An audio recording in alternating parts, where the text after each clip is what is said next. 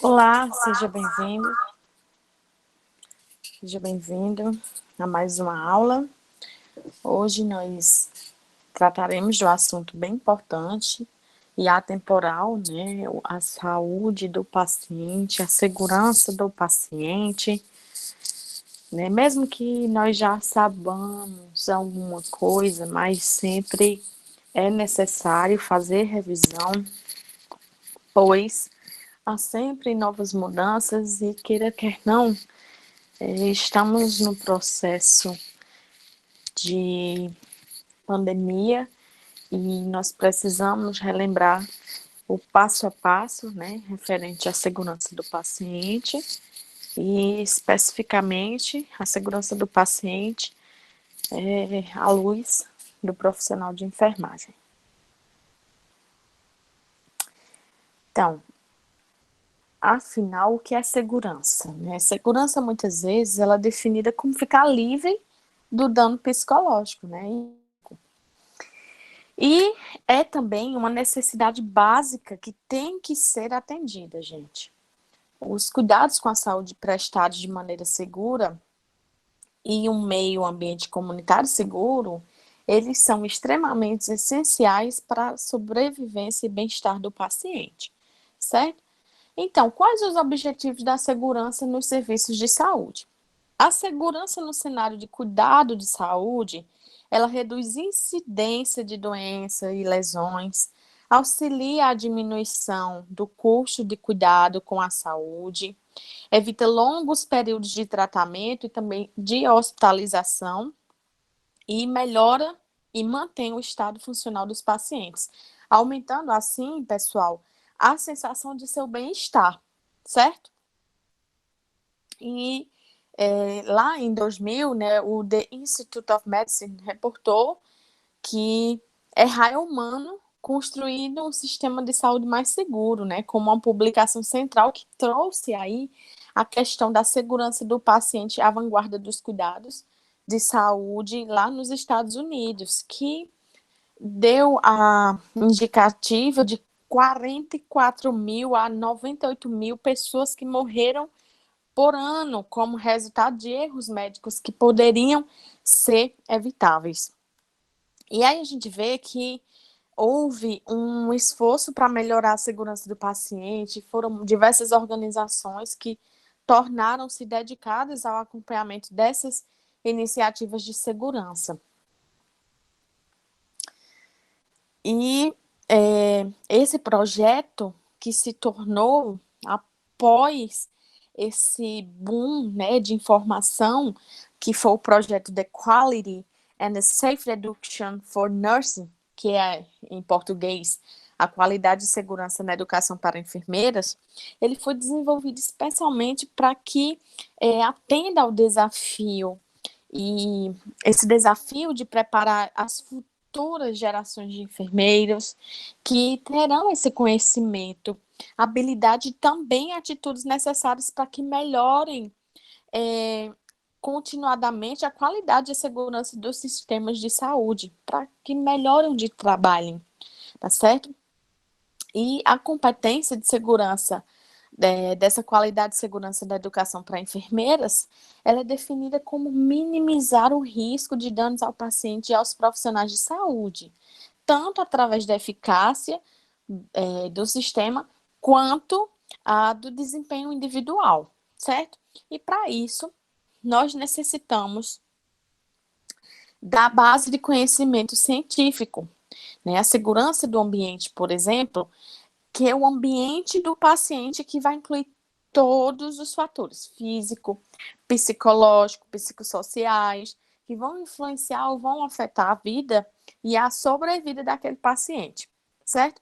E essa definição ampla de ambiente, ela vai atravessar de forma contínua os cuidados com os cenários nos quais a gente, como enfermeiros, como profissionais de enfermagem, e os pacientes interajam com o hospital, com a instalação dos cuidados, seja ele crônico, agudo, clínica, centro comunitário, escola, domicílio.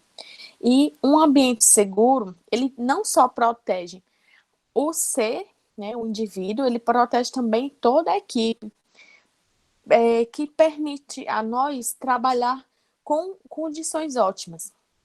Os grupos mais vulneráveis, muitas vezes vão requerer ajuda, né, como a gente sabe, para a obtenção desse ambiente seguro, que vai incluir, por exemplo, lactentes, crianças, idosos, enfermos, os doentes físicos, os doentes mentais, os analfabetos, os mais pobres, enfim, vai envolver todos, certo? E um ambiente seguro inclui justamente o atendimento das necessidades básicas, da redução do perigo físico e da transmissão dos patógenos e controle de poluição, certo? Então, as necessidades básicas, como oxigênio, nutrição, temperatura, fazem parte da segurança do ambiente, né? As necessidades fisiológicas, incluindo aquelas de oxigênio, né, de nutrição, de temperatura ideal, ela vai influenciar na segurança do indivíduo, tá certo? E essas necessidades básicas, como o Maslow falou, que a gente precisa ter conhecimento antes de assegurar a própria segurança física, né, e a psicológica. Aí, na questão do oxigênio, né, a suplementação de oxigênio, você sabe que é muito importante. E é muitas vezes necessária para que a gente atenda a necessidade de oxigenação do indivíduo. O oxigênio não é inflamável, mas o incêndio necessita de oxigênio, vocês sabem disso. E para que inicie a combustão e a manutenção, é necessário o oxigênio, certo? Quanto mais oxigênio no ambiente, o incêndio ocorre mais rápido. Né? E aí, de forma mais rápida, de forma mais forte, quando se tem oxigênio, a gente tem o fogo, né, por completo. E a gente precisa estar ciente dos fatores hospitalares, né, os fatores ambientais ali do paciente, que façam com que diminua a quantidade de oxigênio disponível. E é um perigo ambiental comum, né? O sistema de aquecimento que não está funcionando corretamente, por exemplo, né? Um forno, fogão, lareira, coisas que não estão devidamente instaladas, né? E isso tudo é extremamente perigoso, né? Não traz segurança do ambiente, incluindo o monóxido de carbono, ele vai afetar a oxigenação do paciente, de uma pessoa, pela ligação da hemoglobina. Viu? Então, eu quero que vocês saibam que o monóxido de carbono, ele afeta a oxigenação. Importante vocês saberem, anotem. O monóxido de carbono, ele afeta diretamente a ligação com a hemoglobina, que vai impedir a formação de oxihemoglobina. E assim, vai reduzir o fornecimento de oxigênio aonde? Onde é que a gente precisa de oxigênio? Nos órgãos, né, nos tecidos. E as baixas concentrações, elas podem causar náuseas, tonturas, dor de cabeça, fadiga. E concentrações elevadas podem levar à morte de 1 a 3 minutos de exposição. Então, é extremamente importante saber que a falta de oxigênio vai ocasionar, né, e a oferta em demasiado, vai ocasionar também a morte, tá certo? Então, fiquem cientes disso. Em relação à nutrição, a gente precisa atender às necessidades nutricionais de forma adequada e segura e exigindo de vocês, né, da gente profissional, o conhecimento e o controle do ambiente também, certo? E a gente precisa entender que o centro de saúde, que o hospital, onde vocês querem esteja, né? Vocês precisam ter o conhecimento e controle desse ambiente, certo? E o ambiente, ele precisa cumprir algumas regrinhas, né? Um regulamento de conselho de saúde do estado, precisa cumprir com relação aos protocolos, tá certo? Então, todo o contexto nutricional, né, ele é responsável por cumprimento dos regulamentos federais, certo? Do processamento, da distribuição de alimentos, os fármacos, cosméticos, enfim, para que vocês trabalhem dentro da lei. Em relação à temperatura, quando a gente tem a zona de conforto, que é geralmente entre 18,3 graus e 23,9 graus, a gente está sem nenhuma queixa. Mas as temperaturas extremas que frequentemente ocorrem durante o inverno, por exemplo, o verão, elas não afetam apenas o conforto térmico, né, e a produtividade, mas também a segurança. A exposição ao frio intenso, a exposição ao calor intenso, pode causar no frio, né, prolongado, ulcerações e hipotermia acidental, né? E as ulcerações pelo frio vai ocorrer com relação à superfície da pele congelada, tá certo? E com relação ao calor, você pode ter desnaturação das células, certo? E a exposição ao calor também, né, muda o equilíbrio eletrolítico do corpo e vai elevar a temperatura corporal central, que resulta em insolação, exaustão pelo calor. Doentes crônicos, por exemplo, idosos, lactentes, estão com maior risco de lesão pelo calor extremo, certo? E esses pacientes, eles precisam evitar ambientes extremamente quentes e úmidos. Os riscos físicos, em média, no mundo, a gente tem 33,5 milhões de acidentes que ocorrem por cada ano, e esse número ele tende a aumentar, né? Porque são diversos riscos físicos, e no ambiente ele pode ameaçar a segurança de uma pessoa e muitas vezes resultar em danos físicos, psicológicos ou até a morte. A lesão não intencional são a quinta causa principal de morte entre os americanos de todas as idades, por exemplo, certo? Os acidentes com veículos automotores no Brasil e no mundo estão só aumentando, certo? E seguida aí por envenenamentos e quedas. Riscos adicionais, como incêndios e desastres, também está dentro dessa estatística, certo? E a enfermagem, ela desempenha um papel na educação desses pacientes acerca dos riscos comuns à segurança e de como evitar ferimentos, que a gente enfatiza sobre os perigos aos quais eles estão mais vulneráveis, certo? E aí, como eu falei, veículos automotores, né, causam também acidentes, e projeto do veículo e os equipamentos, como cinto de segurança, airbag, para-brisa de vidro laminado, vão melhorar a segurança para o ocupante daquele veículo. E a gente tem leis federais que segura, né, que dá segurança para esse quesito. Com relação ao veneno, por exemplo, que é a segurança do ambiente, o veneno, para quem não sabe a definição, ele é qualquer substância que vai prejudicar a saúde ou destrói a vida quando ingerido, certo? Ou inalado, ou absorvido pelo corpo. E quase toda substância é venenosa, certo? Vocês precisam saber que quase todas as substâncias são venenosas, e o que se vale se ingerir em excesso. O medicamento ingerido em excesso é um veneno, uma determinada alimentação em excesso é um veneno, certo? Tudo que é ingerido, né, quase toda substância que é ingerida é venenosa, certo? As fontes na casa de uma pessoa incluem drogas, medicamentos, como eu falei, substâncias líquidas, sólidas, certo? Além de gases e vapores. O veneno, muitas vezes, eles podem prejudicar a função dos principais órgãos, né? Pulmão, fígado, cérebro, rim, tá?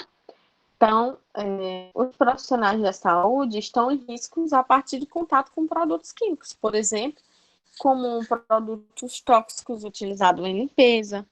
E o envenenamento acidental em casa é um grande risco para a criança, para pré-escolar, criança de idade escolar, que muitas vezes ingere solução de limpeza doméstica, né? Vocês já viram muitos casos de criança que beberam aí água sanitária, por exemplo, extremamente corrosiva, que acabou aí tendo que parar na emergência do hospital para fazer o procedimento, tá?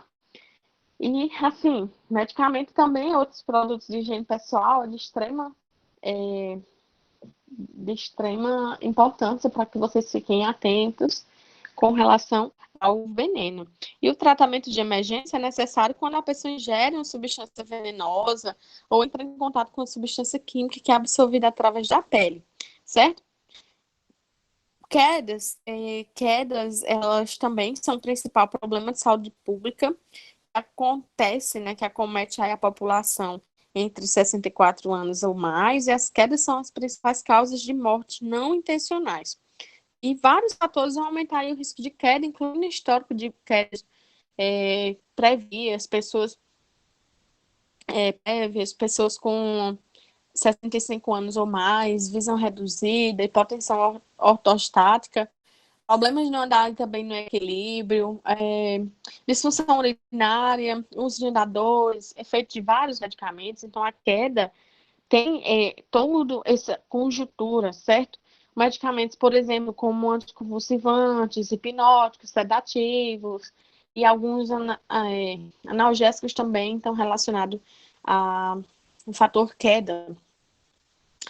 E os perigos físicos mais comuns que vão levar à queda vão incluir aí falta de iluminação, a escada e barreira ao longo do caminho do pedestre, entre outros. E a maioria desses acidentes graves, né, causa lesão e aquela com tendência hemorrágica resultante de doença, tratamento médico e osteoporose.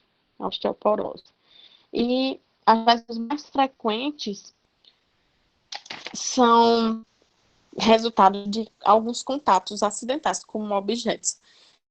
Ponta de mesa, objetos sem escada, piso, cabeceira, armário, também na geladeira, em movimentos, por exemplo, alguns jovens, né, skate, bicicleta, e a força da queda vai levar a lesão, e é uma lesão dependendo aí com gravidade variável, que também depende da altura, da posição do corpo, do impacto da superfície, certo? De incêndio, uma das principais causas de morte com incêndio é o descuido com cigarro, especialmente quando as pessoas fumam em cima da cama.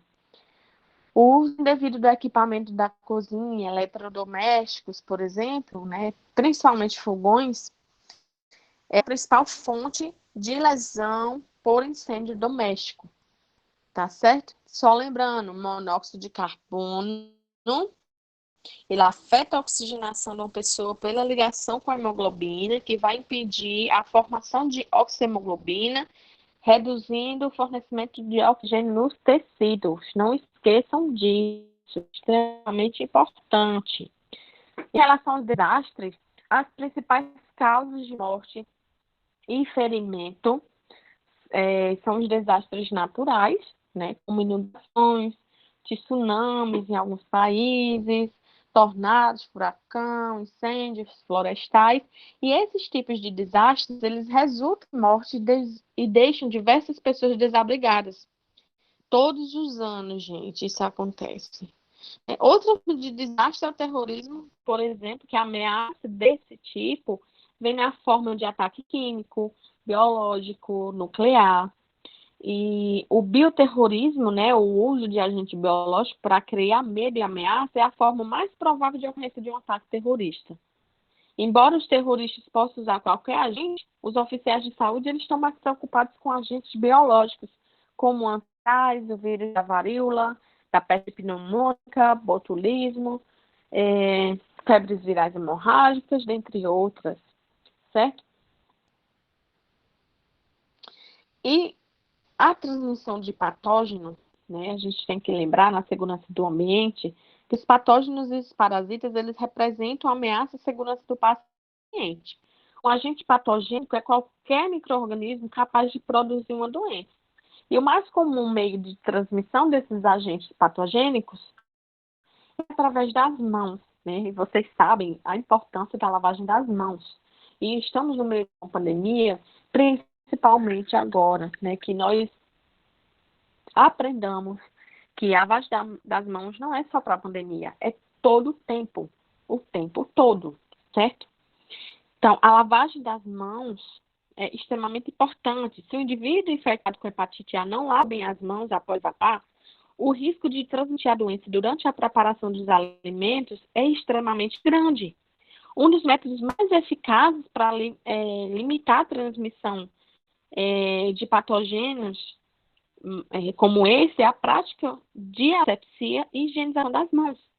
Né? O HIV, por exemplo, o vírus da imunodeficiência adquirida, é um agente patogênico que ele vai causar síndrome da imunodeficiência adquirida. Né? O HIV, ele é o agente patogênico da síndrome da imunodeficiência adquirida, que é a AIDS. O vírus da hepatite B, por exemplo, são transmitidos através de sangue e outros fluidos corporais. Então, vocês veem a importância da lavagem das mãos. Vocês sabem disso, vocês aprendem desde criança. Lava a mão antes de comer. Lava a mão depois que for ao banheiro. Lava a mão quando chega da rua. Tira o sapato. Vocês sabem disso, certo? Então, outros fatores de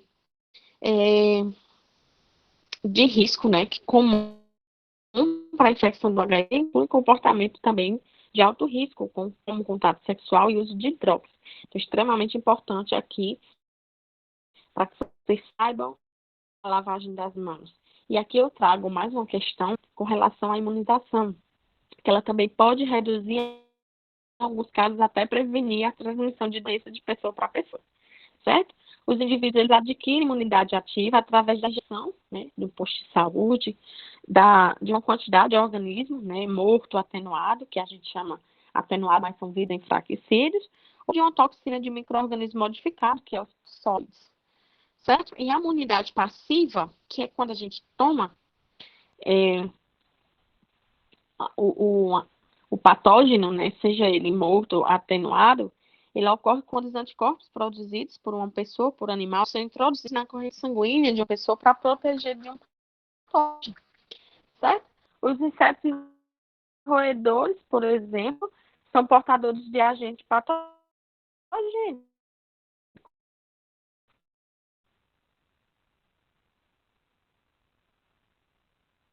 certo? Alguns camundongos, eles podem transmitir,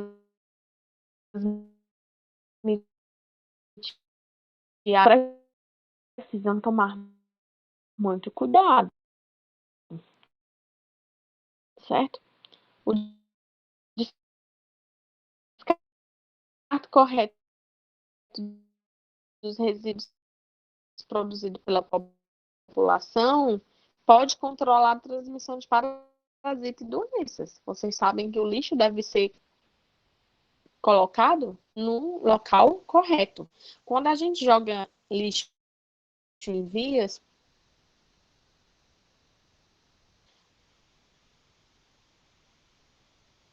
a gente pode estar aí deixando os parasitas, né, de uma forma satisfatória, né, com esses resíduos, para causar até uma febre tifóide e hepatite, por exemplo, certo? E o meio ambiente saudável também deve ser livre de poluição, né? Um poluente, que é uma substância química ou resíduo nocivo, eles são expresados na água, no solo. As pessoas geralmente pensam que a poluição vem só do solo, da água ou da poluição da água, né? Mas o ruído excessivo é também uma forma de poluição que apresenta risco à saúde. A poluição do ar, ela é uma contaminação atmosférica, né, que é feita por uma substância química nociva, e a exposição prolongada do ar contaminado, ela aumenta o risco de doenças pulmonares, certo? Em áreas urbanas, né, uma população extremamente grande, ou em áreas urbanas com uma população relativamente considerável, tem os resíduos industriais, tem a exaustão dos veículos, que vão contribuir comumente para a poluição do ar atmosférico, certo? Quais os fatores que vão influenciar a segurança do paciente? Então, quando a gente traz na base de conhecimento de enfermagem, vocês precisam, né, além de ter o conhecimento do domicílio e do ambiente de cuidados de saúde e dos riscos inerentes à segurança dos pacientes, o enfermeiro, né, o profissional de enfermagem, ele precisa estar familiarizado com o nível de desenvolvimento do paciente, certo? Mobilidade, estágio sensitivo, cognitivo, as escolhas quanto ao estilo de vida, também conhecimento das precauções comuns de segurança. E vocês precisam estar cientes dos riscos especiais para a segurança encontrado em ambiente de atividade em saúde, certo? Os riscos são riscos no estágio de desenvolvimento, o estágio de desenvolvimento do paciente pode criar ameaça à segurança dele, como resultado de estilo de vida, por exemplo, o estado de mobilidade, o estado de cometimento sensitivo cognitivo e do alerta quanto à sua segurança. E com esta informação, você tem a necessidade de personalizar o programa de prevenção de segurança, né? Dar umas preferências, verificar a questão de circunstâncias da vida de determinado grupo etário. Infelizmente, todos os grupos por idade, eles estão sujeitos a abuso, né? O abuso de criança, violência doméstica, abuso de idosos, são sérias ameaças à segurança. Com relação ao estágio de desenvolvimento do lactente, infante, né, pré-escolar, as lesões são as principais causas de morte com criança mais de um ano e causam mais morte na cidade do que todas as doenças combinadas.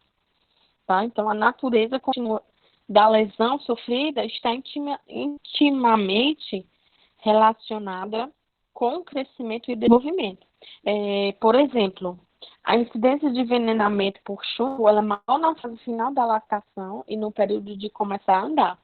Criança nessa fase, ela explora o meio ambiente, né? E devido ao aumento na atividade oral, acaba por colocar objetos na boca. Né? Vocês, quando crianças, com certeza, devem ter colocado algum objeto na boca, né? Mesmo eu já coloquei uma moeda na boca, né?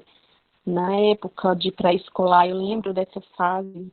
Então, este hábito, ele faz aumentar o risco de envenenamento e asfixia. O incêndio também, muitas vezes, são resultados de uma curiosidade em brincar com fósforo. E aí, né, tem a limitação física na coordenação motora que vai contribuir para a queda de bicicleta, em equipamentos de playground, por exemplo. Tá? Em crianças de idade escolar, quando a criança entra na escola, o meio ambiente ele se expande, né? Ele sai dali da rotina diária da casa e vai para a escola, né? Ele se estende, vai incluir a escola, o transporte escolar, os amigos da turma, a atividade depois da escola. Criança também em idade escolar, elas são levadas a executar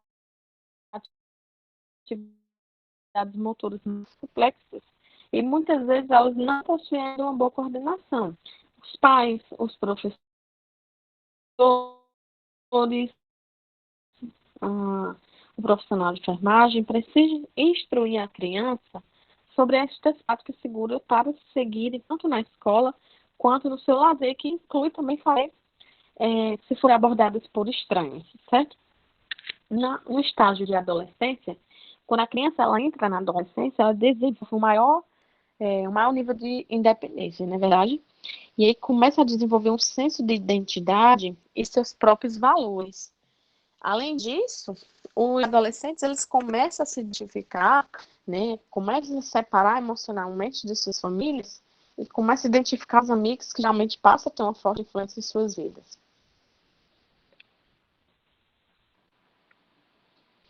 Quando eles tentam aliviar as tensões associadas às alterações físicas e psicológicas, né? Aquela pressão dos amigos que você já conhece. Alguns adolescentes passam a ter um comportamento de risco, como fumar, como beber, né? Usar drogas. E aí, esses fatores eles vão aumentar a incidência de acidentes, como afogamentos, acidente automobilístico.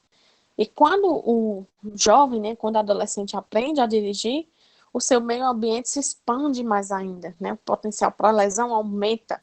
Felizmente, o acidente com adolescente em veículo motorizado, ele pode ser prevenível e evita distrações, como o uso de telefone celular, né, durante o volante, mensagem de texto e pode evitar comer e beber enquanto estiver dirigindo. Já no adulto, as ameaças para a segurança do adulto estão frequentemente relacionadas com o hábito do estilo de vida. Por exemplo, uma pessoa que fuma durante muito tempo apresenta um risco maior de acidente automotor. Né? Uma pessoa que bebe, né, muito tempo. E o fumante, ele apresenta maior risco de doença cardiovascular e pulmonar. E com isso, né, a inalação do cigarro, do efeito da nicotina sobre o sistema circulatório também está na influência, né? Da mesma forma, adulto que apresenta um alto nível de estresse tem maior probabilidade de ter um acidente ou doenças como, por exemplo, cefaleias, distúrbios gastrointestinais, infecções. E quando na fase idosa, né, as mudanças fisiológicas associadas ao envelhecimento são afetadas pelos efeitos de muitos medicamentos, né? Fatores psicológicos, doenças agudas ou crônicas, elas aumentam o risco de queda e também de outros acidentes nessa população idosa. As quedas, pessoal, elas resultam em contusões, em fraturas de quadril, traumatismo craniano. Isso é muito comum ver a população idosa com esse tipo de acidente, né, nas emergências. O risco de ferimento por queda são mais graves, né, com o aumento da idade. Os pacientes idosos, eles são mais propensos a cair no quarto, toalete, cozinha.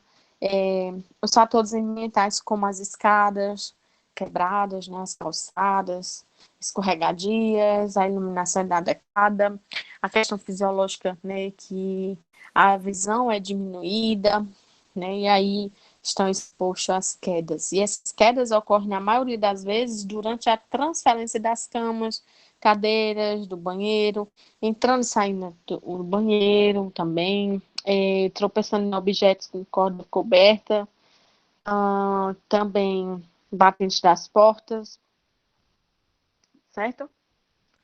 Então,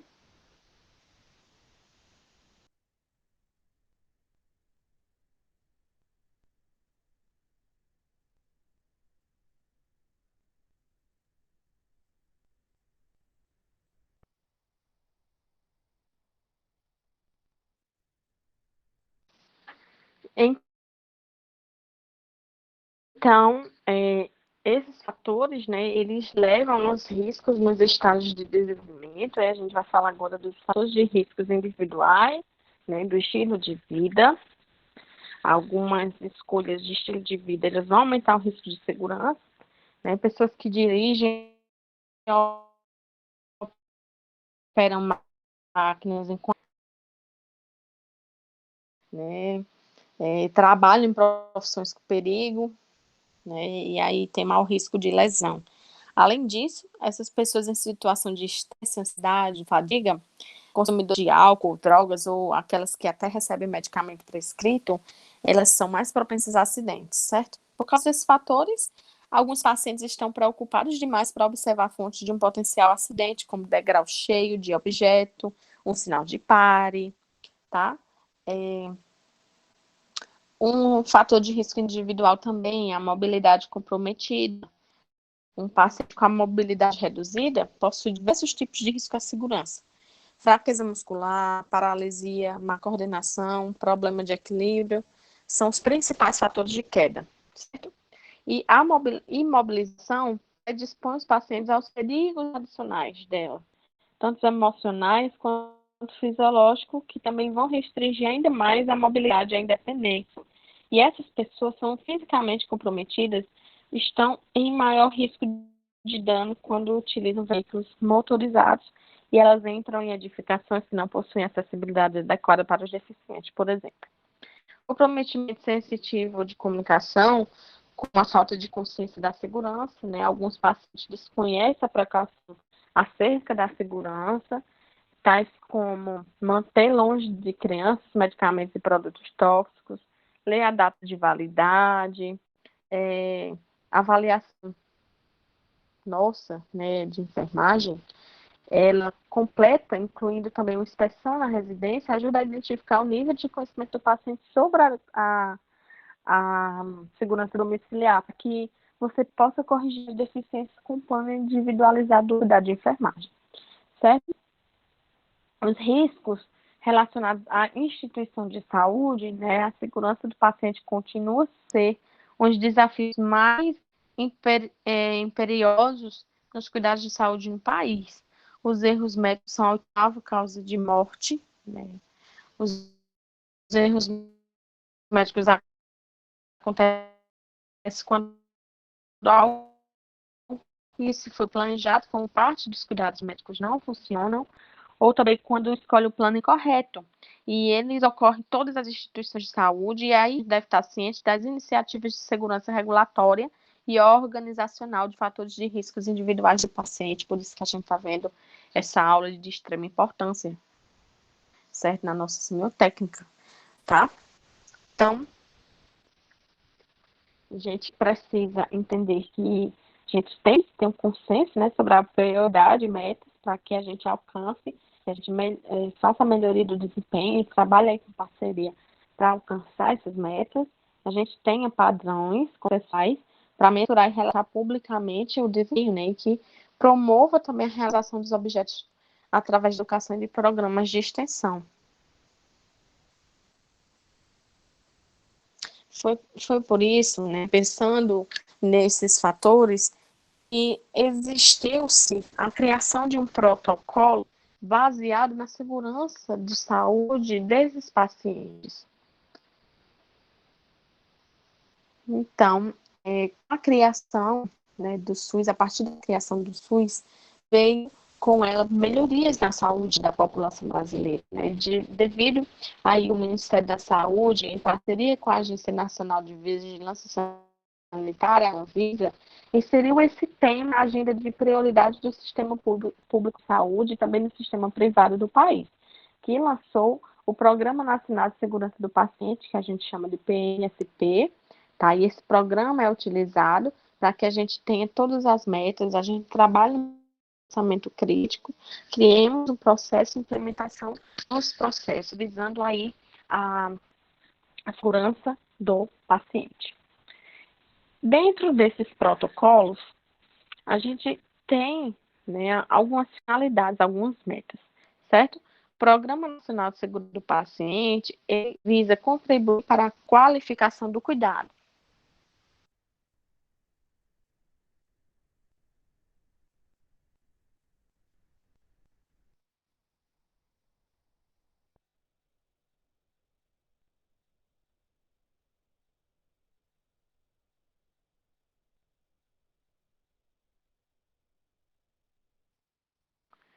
Então, visa aí a contribuir para a qualificação do cuidado em todos os estabelecimentos de saúde do país e elabora estratégias que permitam concretizar a qualidade da assistência destinada aos pacientes, certo? Inclusive, o Programa Nacional de Segurança do Paciente, ele estabelece protocolos básicos, né? Ele dá um norte com protocolos básicos que orientam os profissionais na aplicação de segurança do paciente nos serviços de saúde, seja ele privado ou público, e aqui faz o norte, né? E eu quis destacar para vocês, dois principais, né, protocolos nesse momento, que é o protocolo de segurança na prescrição, uso e administração de medicamentos, que tem por objetivo assegurar práticas seguras no uso e administração de medicamentos nas instituições de saúde. O protocolo também para cirurgia segura, né, de acordo com o Programa Nacional de Segurança do Paciente, ele estabelece medidas para redução de ocorrência de incidentes de mortalidade cirúrgica, que vai possibilitar o aumento da segurança na realização dos procedimentos cirúrgicos por meio do uso de uma lista, né, de um checklist, né, que a gente chama de lista de verificação de cirurgia segura, que foi desenvolvida pela Organização Mundial de Saúde. Em seguida, Nós vemos o protocolo para a prática de higiene, como vocês viram, né, a transmissão de patógeno de mão para mão.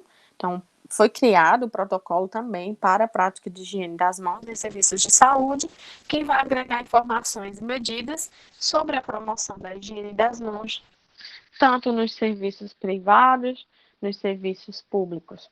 Além do protocolo de prevenção de quedas, que tem como meta reduzir a ocorrência de queda de pacientes nos pontos de assistência e o dano dela decorrente. Tem outros protocolos, mas nesse momento eu elenquei esses principais, visando a nossa semiotécnica. Então, a gente precisa ver algumas terminologias, né, de segurança do paciente, como a classificação de risco, dano, erro, eventos adversos, incidente, reação adversa ao medicamento e risco.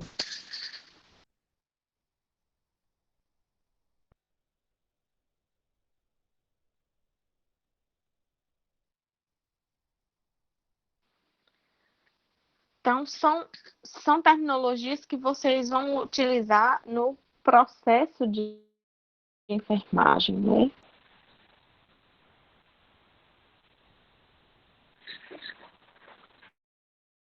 O processo de enfermagem, né, na etapa coleta de dados, a gente vai falar aqui bem direitinho, né, um pensamento crítico, ele bem sucedido, ele requer uma síntese do conhecimento, como vocês já sabem, né, das experiências, das informações críticas, padrões de pensamento intelectual e profissional. O julgamento clínico de vocês vai requerer que vocês antecipem as informações necessárias, que vocês analisem os dados e também tomem as decisões relativas aos cuidados com o paciente. E o pensamento crítico nada mais é do que um processo contínuo. Né? Na avaliação, vocês devem considerar todos os elementos do pensamento crítico, como as informações sobre o paciente específico, para fazer o diagnóstico de enfermagem apropriado. E no processo de enfermagem, você aplica o processo de enfermagem e usa uma abordagem de pensamento crítico no cuidado dos seus pacientes. O processo de enfermagem, ele vai fornecer uma abordagem em tomada de decisões clínicas para desenvolver e para programar um plano individualizado de atendimento, que é extremamente importante, certo? E como eu falei, a coleta de dados, né, durante esse processo de avaliação minucioso, deve fazer a avaliação de cada paciente e analisar criticamente os dados para que vocês garantam que se tome decisão clínica centrada no paciente, né, de acordo com a necessidade dele, para que vocês tenham, ofertem uma assistência segura de enfermagem, certo? E sob o ponto de vista do paciente, os pacientes geralmente, eles esperam estar seguros, né, nas residências, no cenário de cuidado em saúde. Entretanto, há momentos em que a visão do paciente sobre o que é seguro não vai de acordo com a visão de enfermagem, né? Para vocês ficarem sabendo disso e que os padrões que ele espera fazer valer. Por exemplo, alguns pacientes acham, em relação à nutrição, que podem comer de tudo, e quando, na verdade, eles não estão indicados para comer determinados alimentos, certo? Então, aí está indo contra a vontade dele.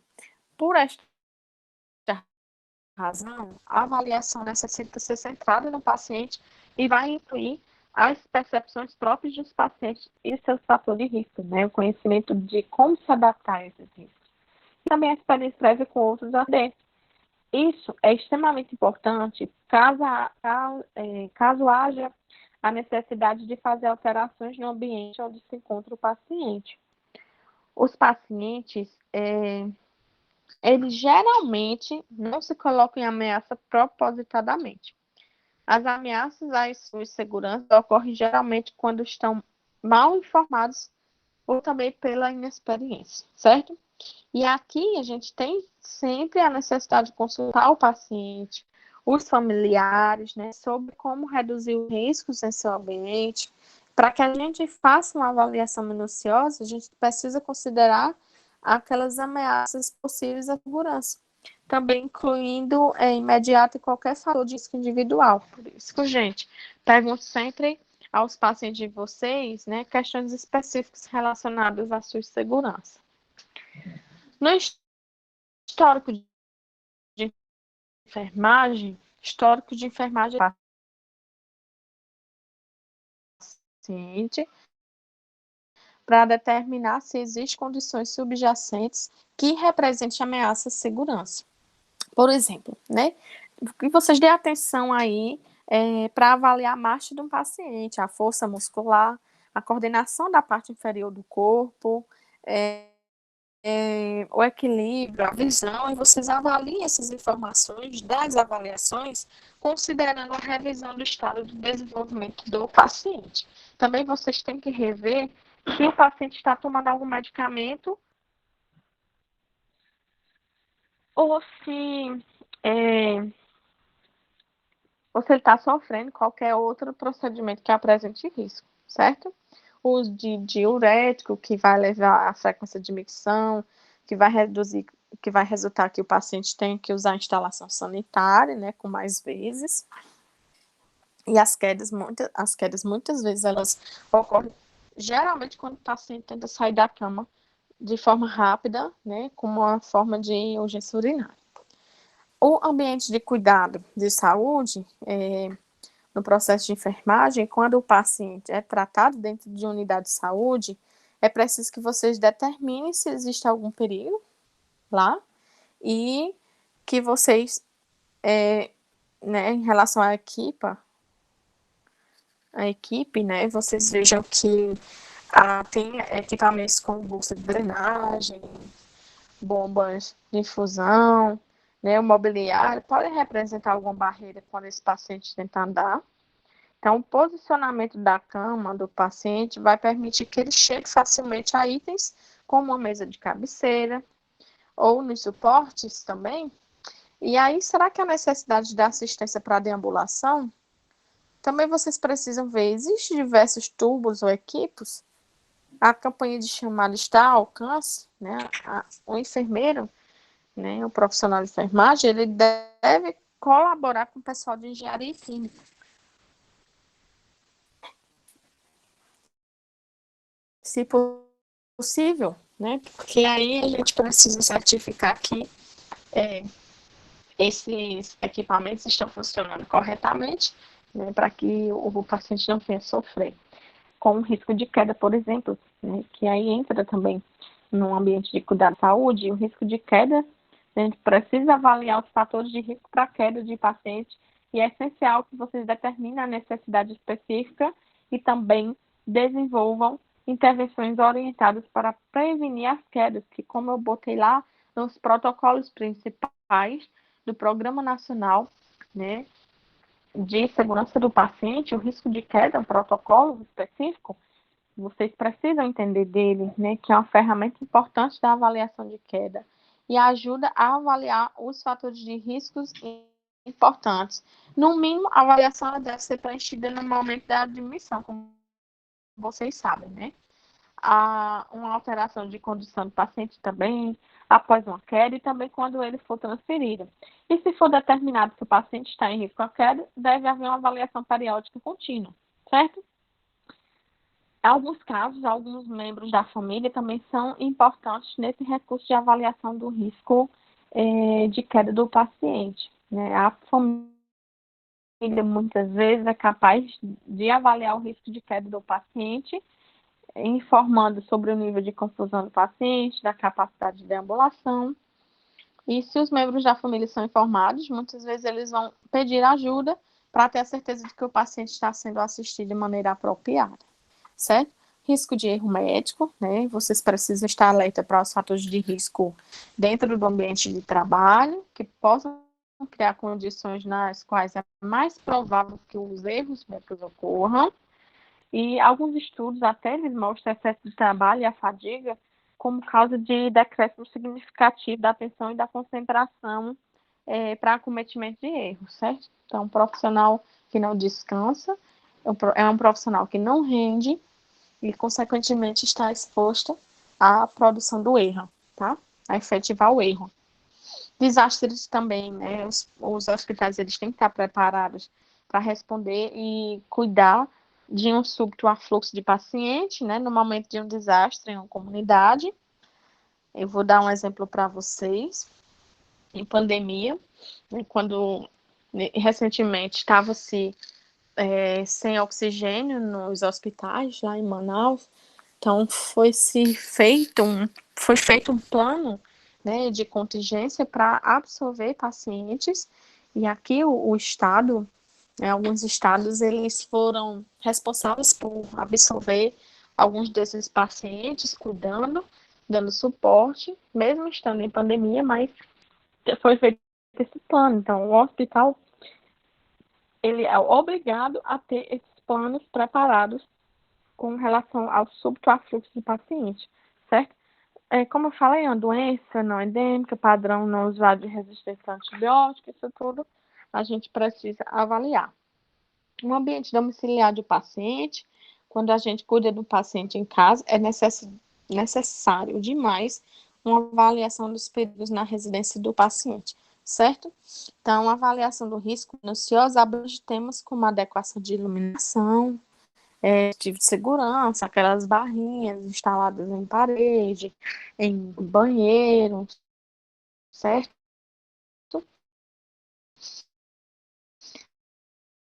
É, é, outros riscos, né, como mobiliário, que possam criar barreiras, condição de piso, segurança na cozinha, no banheiro, como eu falei. Então, tudo isso é preciso ser avaliado, né? A avaliação do risco de infecção também, de intoxicação alimentar, inclui a avaliação do conhecimento do paciente das práticas de preparação e armazenamento dos alimentos dele. De perguntar aos pacientes quando eles rotineiramente lavam suas mãos. Isso também suscita uma discussão útil sobre o propósito e importância da lavagem das mãos, certo?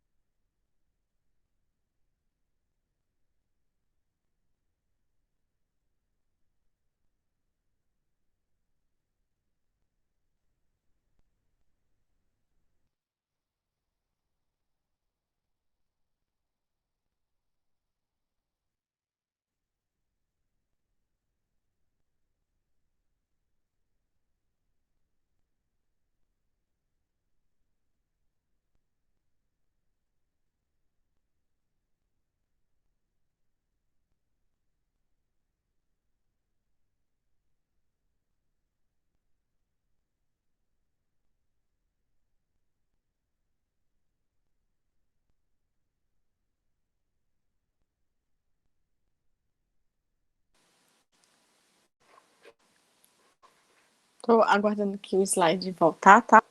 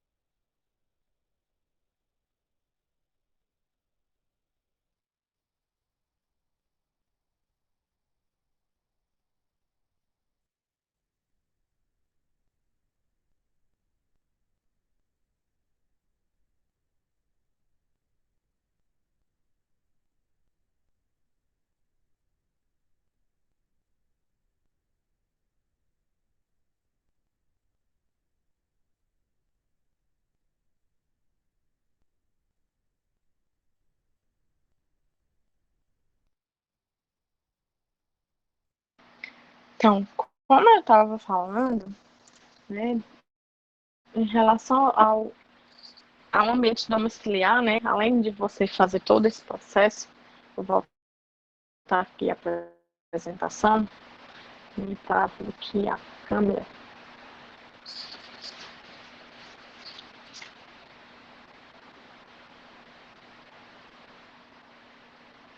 Compartilhando para vocês os slides.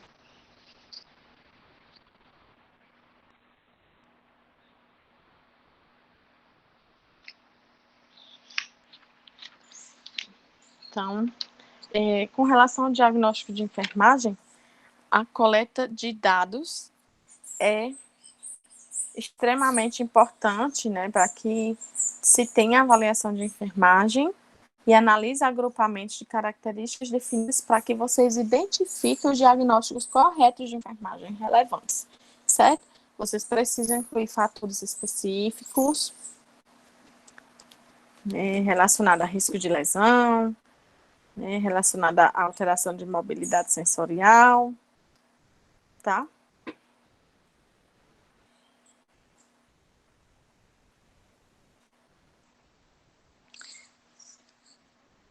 A manutenção do lar prejudicada. Então, tudo isso aqui, quando não se identifica os fatores corretamente relacionados, né, o uso das intervenções inadequadas vão aumentar o risco de lesão do paciente. Por exemplo, não avaliar o ambiente domiciliar em busca de perigos, né, possivelmente vai resultar em enviar para casa um paciente hospitalizado apenas para voltar com a lesão adicional. E o diagnóstico de enfermagem para paciente com risco de segurança vai incluir esses aqui, né? Risco de queda, manutenção do lar prejudicada, risco de lesão, conhecimento deficiente, risco de envenenamento, risco de sufocação, risco de traumas e assim, extremamente importante para o processo de diagnóstico de enfermagem, para vocês entenderem isso.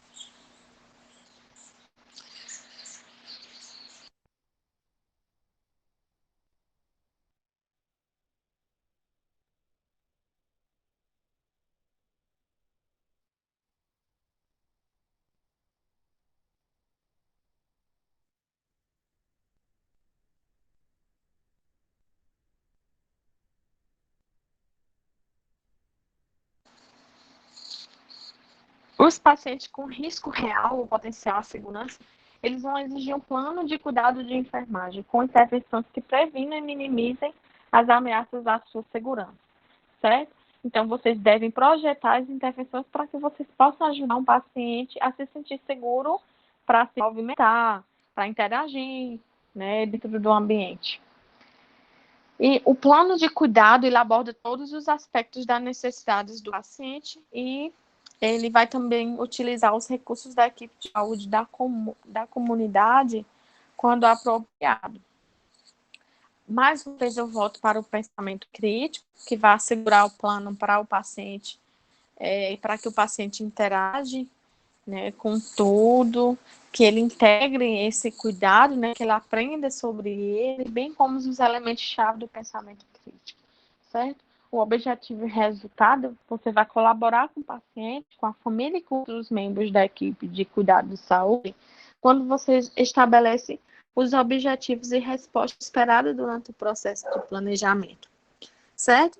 Então, com relação ao paciente, ele é um participante ativo que vai reduzir as ameaças à segurança e vai tornar mais alerta os perigos potenciais para que ela faça adesão ao plano, certo?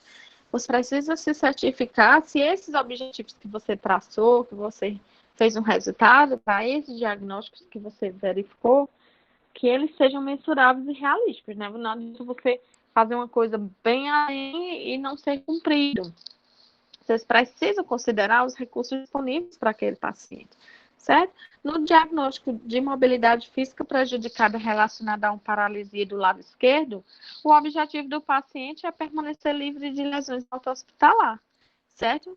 São exemplos de resultado esperado nisso, que o paciente utilize bengala de 3 pontas corretamente dentro das 24 horas, também o paciente descrever a abordagem de que se levanta da cama corretamente, com assistência até o final da sessão do dia. E vocês precisam estabelecer prioridades dentro do planejamento de enfermagem. Se você prioriza as intervenções de enfermagem, você vai oferecer cuidados seguros e eficientes, certo? O problema da mobilidade do paciente é uma prioridade óbvia, por causa da influência na integridade de risco da pele e risco de queda também. Então, planeje as intervenções individualizadas com base nessa gravidade dos fatores de risco, né, e dos estágios. O nível de saúde também, de vida, de cultura daquele paciente. E quando a gente tem planejamento da equipe de trabalho e cuidados colaborativos, né, você precisa fazer a colaboração entre o paciente, a família, outras disciplinas, o serviço social, terapia ocupacional, fisioterapia, que vai tornar importante o plano de cuidado de enfermagem também. Por exemplo, um paciente hospitalizado, ele precisa ir em uma instituição de reabilitação para que ele ganhe força e resistência antes de receber alta para casa.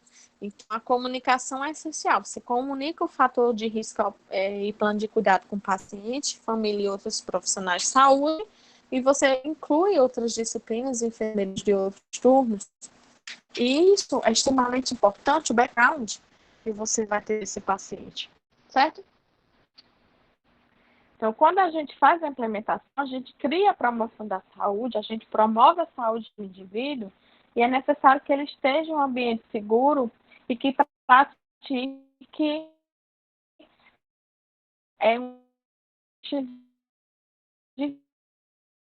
minimiza o risco de lesão, certo? Como a gente viu, a gente tem o risco de desenvolvimento dos lactentes, do pré-escolar, de idosos, crianças, adolescentes. Então, o risco para a segurança, ele envolve muitos fatores fora do ambiente domiciliar, particularmente pelo constante envolvimento dos membros, né, da família, do paciente. Intervenções para idosos, por exemplo, vai reduzir o risco de queda e outros acidentes que eles vão compensar nas alterações fisiológicas do envelhecimento, certo?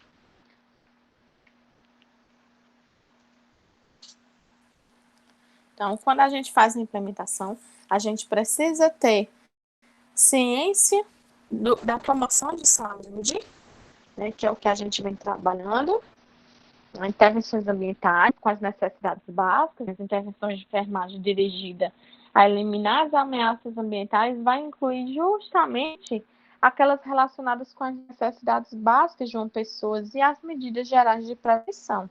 Quando eu falo em necessidade básica, a gente vai contribuir para um ambiente mais seguro. Que aí a gente vai ajudar o paciente com relação ao oxigênio, como a gente já falou, a nutrição, a temperatura. E quando o oxigênio está em uso, ele tem que ser tomada algumas precauções para evitar incêndios, como eu já falei, né? E aí o contato com calor não faz que é suficiente para desencadear uma combustão e aí o fogo completo, certo? Incêndio completo, certo? E às vezes um quarto dos pacientes, né, tá lá sinalizado não fumar, oxigênio em uso. Então, não utilizar o oxigênio em torno de equipamento elétrico, né, o produto inflamável. Armazene também aqueles tanques de oxigênio em carrinhos verticais, em suporte para evitar tombamento ou quedas, e aí coloca os tanques no chão quando não estiver em uso. Precisa adequar a refrigeração, lavar as mãos de preparar alimentos, lavar bem as frutas. Vocês devem fazer todas essas técnicas, devem ensinar todas essas técnicas básicas para manipulação de alimentos, por exemplo. Também como medidas preventivas gerais para esse paciente, né, em relação às intervenções ambientais, está a iluminação adequada e as medidas de segurança dentro e em volta da casa, né, que vai incluir o uso de luz noturna, iluminação de exterior, fechadura nas janelas e portas, que vai permitir que o paciente reduza o risco de lesão por crime, certo? E também com relação a outros incêndios acidentais, tá bom? Gente, com relação a prevenir a transmissão de patógenos, a enfermagem ela deve ensinar práticas assépticas. Né? A asepsia ela vai incluir a higienização das mãos, a limpeza do ambiente, reduzir transferência de organismos, e pacientes e os membros da família, né, os familiares, eles vão precisar aprender a higiene correta, né, das mãos, por exemplo, né, o uso de escova das mãos, lavagem das mãos, quando utilizar, né, e assim, os pacientes eles necessitam saber como se livrar dos materiais infectados, como curativo, agulhas utilizadas, no ambiente doméstico, certo? Com relação ao cuidado agudo, a enfermeira ou o enfermeiro, ele utiliza precaução padrão para todos os pacientes para se proteger do contato com sangue e outros fluidos corporais potencialmente infecciosos, né? Então, a gente pretende efetuar algumas medidas de segurança específica para que sejam aplicáveis aos pacientes também no ambiente de cuidados intensivos, né? E nós somos responsáveis por fazer a cabeceira da cama do paciente segura, né? A gente precisa explicar e demonstrar para o paciente como usar a luz de chamada, sistema de intercomunicação, sempre colocando ali o dispositivo de chamada próximo ao paciente, né? E, assim, responder rapidamente às chamadas de alarmes de luz, né, na cabeceira lá do paciente. E precisa também de muita organização, certo? Checagem hora a hora para reduzir o risco de queda. E algumas vezes a gente aplica até umas pulseirinhas, né, codificadas por cores, né, dependendo do serviço, que a gente identifica ali o paciente com risco de queda ou não.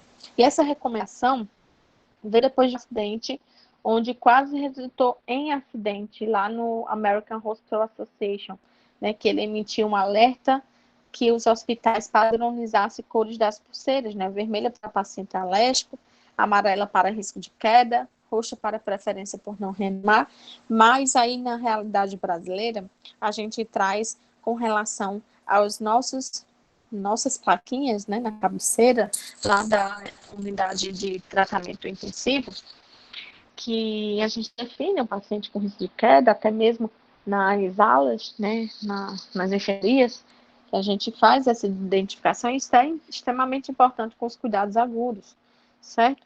Geralmente, né, vocês sabem, o maior risco de queda, e quando a gente traz queda, a maioria dos hospitais tem esses protocolos conforme a orientação do Programa Nacional de Segurança do Paciente, certo? A maioria dos hospitais, eles têm esse protocolo de prevenção de quedas instituído para esses pacientes com risco de queda, certo? Um doente recebe uma pulseira de identificação de risco de queda, por exemplo, se o hospital tiver uma cor amarela. E assim, dada a informação sobre o risco, vai receber intervenções de enfermagem adicional, vai checar hora a hora, vai ter a utilização de cama de segurança baixa, vai ter roupão amarelo. Isso tudo são coisas criadas, melhoradas dentro daquele protocolo básico, né, instituído pelo Programa Nacional de Segurança do Paciente. Um centro pélvico de segurança para deambulação também vai fornecer uma forma segura para dar estabilidade e direcionar esses pacientes na assistência com deambulação.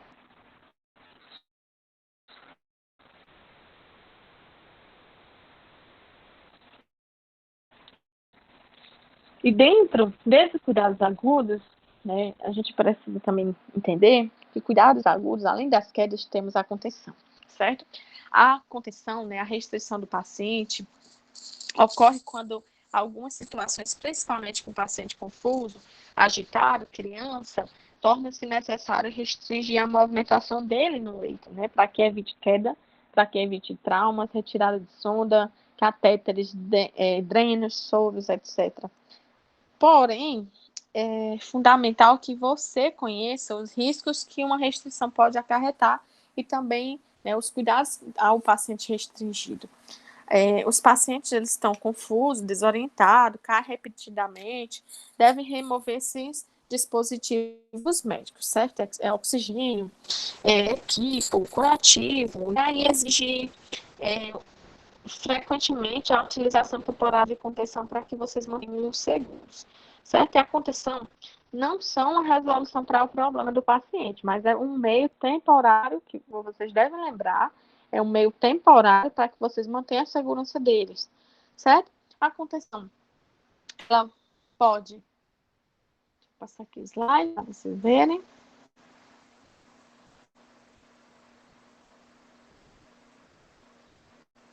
A contenção, ela pode ser física, né, de forma manual, pode ser contenção química por medicamentos, contenção mecânica, né, que utiliza faixas dispostas aí no tórax, no ombro, joelho, mãos e outras partes do corpo, certo? A contenção química, elas são medicamentos como os ansiolíticos, sedativos, que é utilizada para controlar o comportamento de um paciente. E assim, não é um tratamento ou dosagem padrão para a condição do paciente, tá? A contenção física, ela é qualquer método manual, físico, mecânico, com o objetivo de reduzir a capacidade do paciente para que ele mova os braços, perna, corpo, cabeça, né, de forma livre. E a contenção não inclui aparelhos como prescrito ortopedicamente, certo? Curativo cirúrgico, atadura, capacete de proteção, outros métodos que envolvam segurar fisicamente um paciente para que você realize o exame, por exemplo, né, o teste físico de rotina, para proteger que ele não caia da cama, tá? E a utilização desse dispositivo de contenção está associada a complicação grave resultante de imobilização, como úlcera de pressão, pneumonia, constipação e incontinência. E até alguns casos, a morte resultou em estrangulamento ou asfixia. Então, os pacientes eles foram estrangulados ao tentar sair da cama quando contidos em uma jaqueta ou colete de contenção, certo? E alguns serviços, por conta disso, eliminaram a utilização do colete de contenção, que é a chamada camisa de força, tá? E assim, causava até uma humilhação na época, né? A questão de autoestima, agitação, humilhação desses pacientes.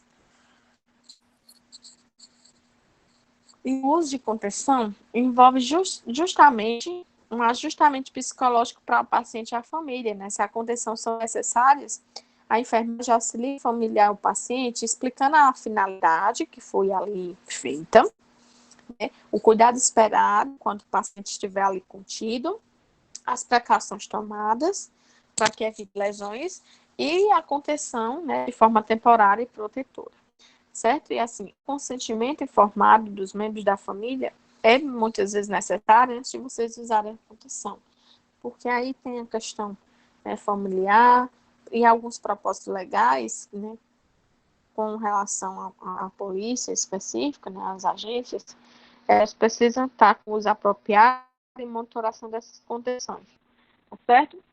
E você precisa fazer uma avaliação, né? Não é só conter, precisa estar reavaliando e anotando as aplicações da contenção, os procedimentos utilizados, né? A avaliação da resposta do paciente são essenciais. E ela deve ser removida periodicamente e avaliada para que determine se há necessidade de continuar as contenções, certo? O uso da contenção ele deve atender a um dos seguintes objetivos. Reduzir o risco de lesão por queda entre pacientes, evitar a interrupção do tratamento, como transfusão, infusão, alimentação por sonda nasogástrica, catéter de Foley, evitar também que o paciente que está confuso ou combativo remova o equipamento de suportar a vida, que reduza o risco de lesão por outros pacientes, e de acordo com algumas tendências atuais de segurança, o dispositivo eletrônico também ele é utilizado como uma alternativa para a contenção, mas a nossa realidade não é bem assim, tá? Existe esse dispositivo, né, que é o paciente usa o aparelho ambular, mas não é nossa rotina aqui, mas vocês podem ver em serviços de grande porte, tá? Em um sistema de contenção menos restritivo é o modelo de leito Posey, que aí é uma cama, e tem lados macios, em um envoltório de alta concentração, ele é menos restritivo do que as contenções químicas ou físicas, né, que vai possibilitar a liberdade de movimento e vai reduzir os efeitos colaterais, né, que assim é como se fosse independente de algumas regiões, vocês veem mosquiteiro, né, então ele parece um mosquiteiro envolvendo a cama, tá? Outro método de contenção para a utilização em leitos é as grades laterais, que elas vão ajudar a aumentar a mobilidade e estabilidade do paciente quando no leito e quando ele se movimenta do leito, que tem a variedade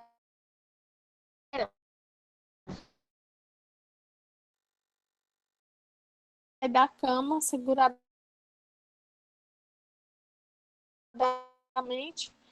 e manobrar ali a cama, né? Nesse caso, as grades laterais, elas não são consideradas uma contenção, tá? Com relação a incêndios, embora fumar não seja usualmente permitido nos cenários hospitalares, os incêndios relacionados ao tabagismo, ele continua a representar um risco significativo, né? Por fumar não autorizado no leito ou nos banheiros, os incêndios institucionais, eles resultam tipicamente de fogo relacionado a equipamentos elétricos ou anestésicos. E aí a melhor intervenção é a prevenção mesmo do incêndio, né? Medidas da enfermagem vai incluir o cumprimento das políticas do tabagismo, da conservação de material combustível longe da fonte do calor. E se o incêndio ocorrer na instituição de saúde, vocês devem proteger os pacientes de lesão imediata, devem a localização exata do fogo, contenha e extingue o fogo se for possível, tá? Algumas instituições até possuem porta corta-fogo e aí vocês podem utilizá-las, tá? Com relação aos riscos elétricos, né, os equipamentos no cenário da assistência à saúde são elétricos, muitas vezes, e eles devem ser bem conservados. E aí que está a questão de você entender por quê. Eu preciso conferir esse equipamento. Eu preciso conferir porque é um risco elétrico e eu posso levar toda aquela minha ala, o ambiente, em risco, né? Por uma besteira, muitas vezes a gente não quer conferir. Ah, não é meu dever, gente, são as convulsões que a gente tem cuidados críticos, as convulsões dos pacientes que têm sofrido algum tipo de lesão neurológica ou distúrbios metabólicos, eles têm o risco de sofrer uma convulsão, né? Uma convulsão, ela vai envolver a hiperexcitação dos neurônios no cérebro, que vai levar a série de contração muscular súbita, né? Violenta, contrações voluntárias, as quedas, perda da tonicidade, que vai causar rigidez dos músculos, vai ter espasmo muscular, e as convulsões tônico-clônicas generalizadas, geralmente duram de 2 minutos, né? Não mais que 5. E elas são caracterizadas por um grito e perda da consciência seguido da queda, tá? A queda, né, como resultado da rigidez muscular, ela pode ocorrer lesão musculoesquelética. E antes desse episódio convulsivo, alguns pacientes relatam até uma áurea, como se fosse a parte de uma convulsão, certo? Que serve como um aviso no sentido que ele vai ter uma convulsão. E uma áurea, muitas vezes, uma luz brilhante, um cheiro, um gosto, como sinais sensoriais. Muitas vezes, alguns pacientes relatam que tem uma respiração superficial, tem a cianose, né, que é a perda do controle urinário intestinal, e a fase pós-comercial, ela vai seguir a convulsão durante a qual o paciente tem amnésia. E é isso que acontece, tá? E a gente possui algumas precauções de convulsão que vai abranger as intervenções de enfermagem para proteger o paciente de lesões traumáticas. Uma posição para ventilação adequada, né, da drenagem de secreção oral, proporcionar privacidade, suporte após a crise convulsiva, certo? E sob o ponto de vista do paciente, o cuidado centrado no paciente ele vai requerer uma avaliação completa da perspectiva em matéria de segurança. E se as expectativas do paciente foram satisfeitas, né, então pergunte ao paciente: mas você está satisfeito com essas alterações? Você se sente mais seguro depois do resultado das mudanças? Você já teve alguma queda, alguma lesão? Tem receio de cair, né? Pergunta, faça ele parte do processo.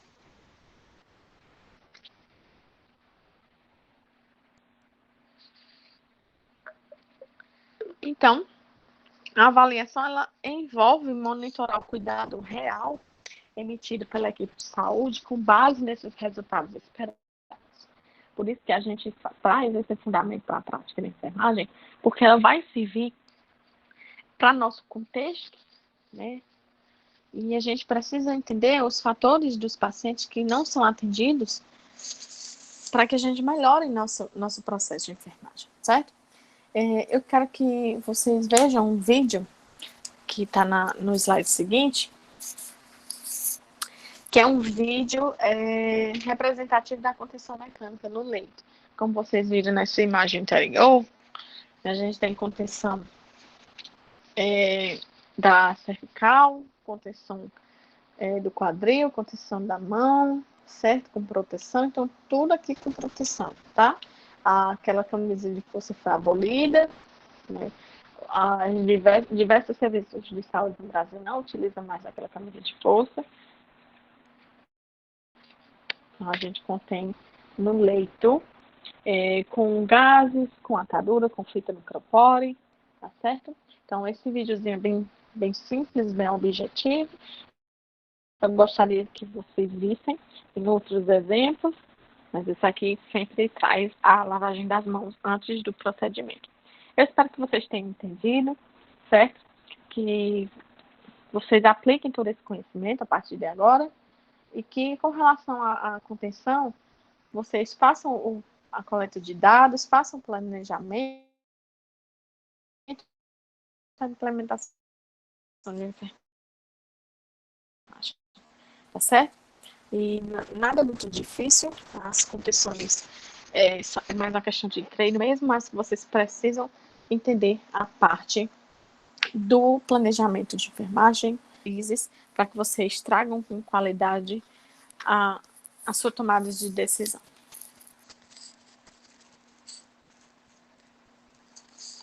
Então, referência, né, para vocês entenderem, o Programa Nacional de Segurança do Paciente, que vocês podem buscar, conhecer mais, né, a portaria 529, que trata dos protocolos brasileiros para a segurança do paciente, que foram instituídos como base para o sistema hospitalar público e privado, tá? Então, por hoje, ficamos por aqui. Eu espero que você tenha absorvido o nosso conteúdo. Espero que você ponha em prática o que foi apresentado. E dúvidas, fique à vontade para entrar em contato.